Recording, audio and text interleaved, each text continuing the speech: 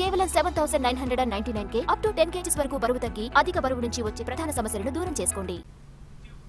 వాయుగుండం జార్ఖండ్ మీద కేంద్రీకృతమైంది. నిన్న ఉదయం బంగ్లాదేశ్ పశ్చిమ బెంగాల్ మధ్య తీరం దాటి భూ ఉపరితలంపై ప్రవేశించింది. మరికొద్ది గంటల పాటు ఉత్తర భారతదేశంపై కొనసాగుతూ బలహీనపడే ఛాన్స్ ఉంది.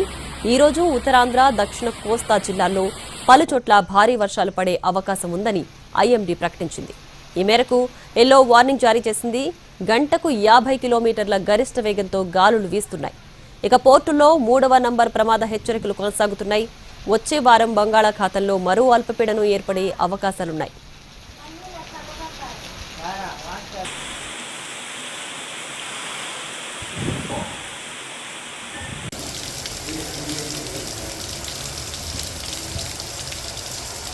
తెలంగాణలో మరో 7 రోజులు వర్షాలు కురుస్తాయని ఐఎండీ వర్ష సూచనిచ్చింది.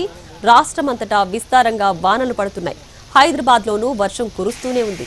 ఇవాళ రోజంతా మేఘాలు, ముసురు వాతావరణం ఉంటుంది. రోజంతా చినుకులు పడతాయి. ఉత్తర తెలంగాణలో కంటిన్యూగా మోస్తరు కంటే ఎక్కువ వాన పడుతుంది. మధ్య తెలంగాణలో మోస్తరు వర్షం కురుస్తుంది.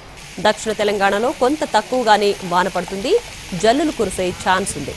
రాష్ట్రంలో గంటకు 23 కిలోమీటర్ల వేగంతో గాలులు వీస్తున్నాయి.